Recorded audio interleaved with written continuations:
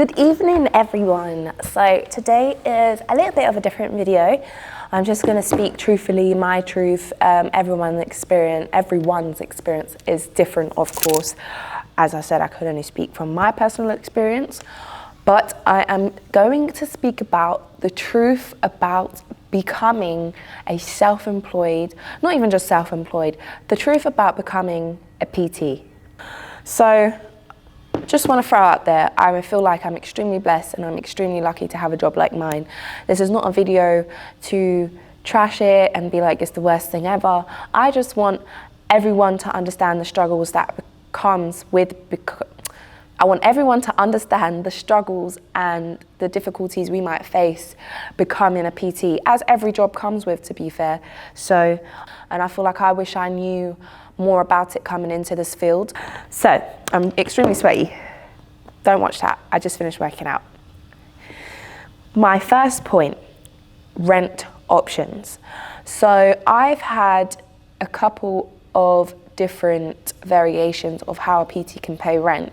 I've personally worked in two different settings. So in one place, I had to work shifts, I was paid for my shifts, and the company would then take 50% of my PT earnings. So your shifts are separate, they pay you for that, you get a monthly wage, and then you basically do PT self-employed. They buy sessions through the company, and what happens is the company takes 50% of every session you do. So for example, if they buy a block of, let's say, 4 1 hours, don't quote me on this, this is just made up, and let's say the price is £150 for 4 1 hours, you get paid basically £75 of that for the 4 1 hours. It's more intricate than that, but that's the most simple way to put it. So I would say if you're a new PT, that is definitely the best way to build clientele, because at least when you're working shifts, you're still able to be paid for that and build a repertoire with people on the gym floor. So for me, that's what I found was best for me in the beginning. I've also worked in a gym setting where you can work shifts for free. So in this company, I had to work 12 hours a week, and at the end of the month, you owe rent.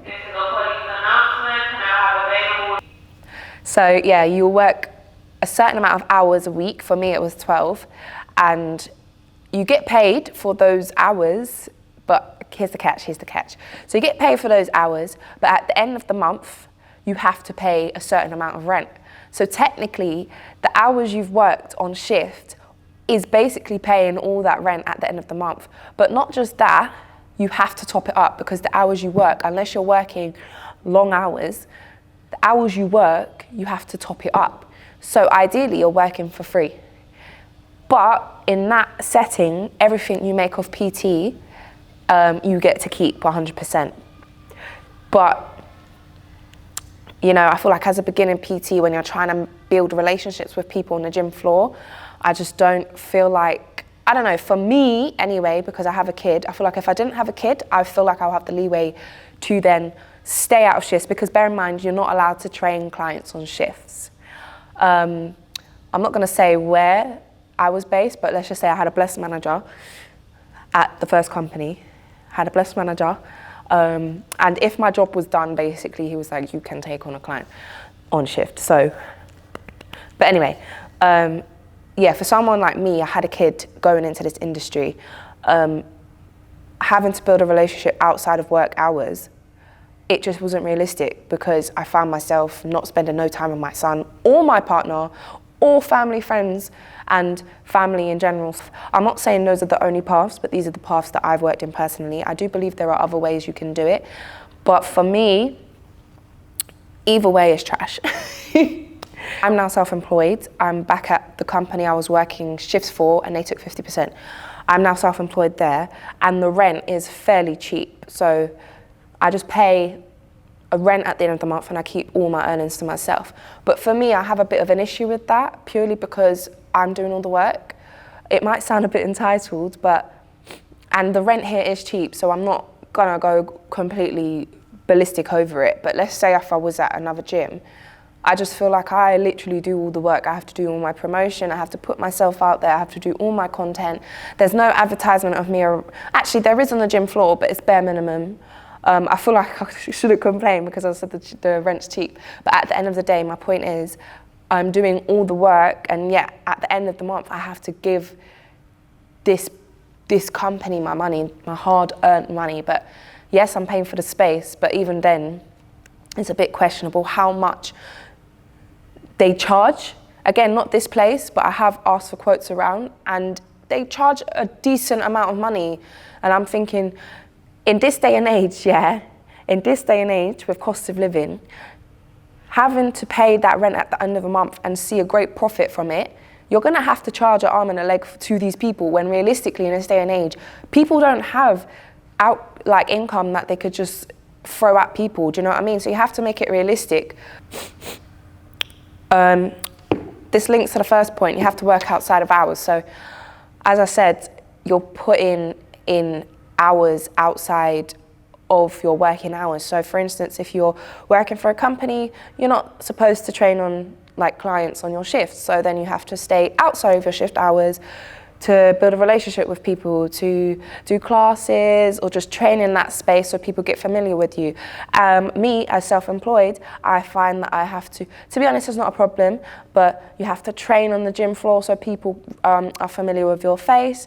You have to do content like this, for example, not necessarily this, but I have to film content so people can keep up with me on social media, make myself have a social media presence so I could attract people not only on the gym floor, but attract people outside of the gym and bring them in. It's not just go gym, train someone and leave. There's hours outside of this, and especially as someone that's self-employed, I'm having to do my tax, my expenses, check-ins, making sure programs are up to date. I track all my clients' progress as well, so I write it down, see if they're going up in strength or if they're losing weight or if they're gaining muscle. It's not just go to the gym and leave and that's it. You bring your work home with you. So unless you really love this job, I would say it's not built for everyone. It's generally not. You have to really be passionate about it, because for me, my work never stops. But at the same time, because I love it so much, it doesn't feel like work. I always want to expand my knowledge, so I'm always willing to learn. I'm doing extra courses just to offer the best, basically, because it's a very saturated industry, and you want to be able to offer a little bit more, not just to get as much clients, but for yourself even, it improves your own training. I've changed drastically in the last 3 years, and I've been training for 8 years, and that's down to now me learning more. I'm going off on a tangent. But anyway, the point is, you have to work more than you think, but it's not an issue if you love it, but just be prepared for it, that's all. My third point, pricing. What I mean by this, again, it's linked to the first point.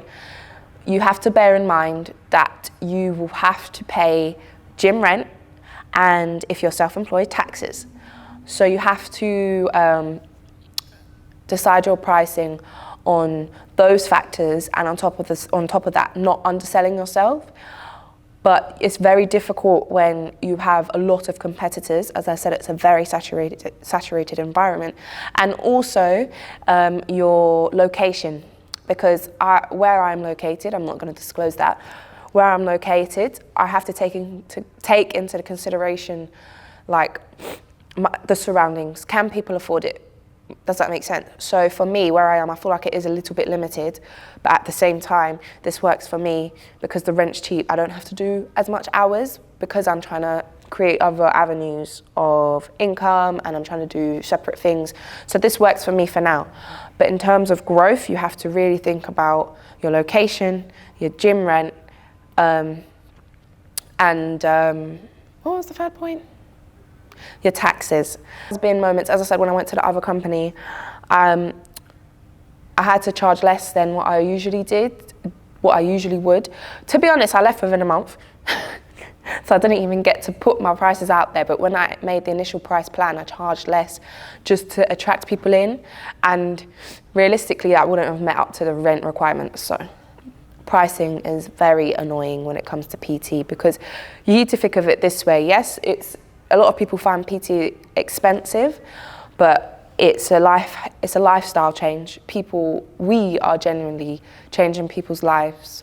We're creating good habits for them. And it's not to say these people need to stay with us for a long term running. People can if they can afford it and it works for them, but it's an investment. People can come and you could just learn. So don't undersell yourself, but at the same time, take in consideration to all the other factors I said. On to the next point. Social battery. It requires a lot of your social battery. Again, this is not me trash talking it, but as I am human, I have days when I'm happy, I have days when I'm tired, I have days when I'm drained, I have days when I have all the energy in the world. And basically with PTing, it's a very social career, right? You're speaking with people for 30, 45 an hour. So like you have to maintain, and I want people to feel as comfortable as possible. And I find creating conversations with my clients, not only, itchy nose, not only does it make them more comfortable and it breaks the ice, it also helps them pull through the session. Like sometimes when they're doing sets or an exercise, I'll be talking to them and they don't even know they've done the set. They're like, I'm like, you're done. You're like, oh, we're done. And I'm like, see, you've done the weight. So it is verily, it's very social based. And I feel like, again, because I love my job, even when I am feeling drained, I pull it out the bag somewhere, I dig deeply in, and I'm just like, yeah, I could do this. But it is socially draining. That's just the honest truth. You have to be a people's person. If you're not a people's person, it's not a job for you. I guess you can learn to be a people's person. To be fair, if you're not a people's person, you can just do online coaching. But it's not a bad thing that it's a social based job, but I will put out there, you do feel your social battery being drained a lot. Not solely because of that, but it's because you're doing that alongside doing your day-to-day life things like family, friends, for me, my child. So it all stacks up, it all adds up, and then you'll find yourself like, oh, I'm drained. You will pull through, and it's usually phases, it's not all the time. Moving on to my last point, I don't want no one to think I am ungrateful, because a lot of people say to me, you're so lucky you found a job that you can make your hobby, your full-time career. And yes, I am very lucky.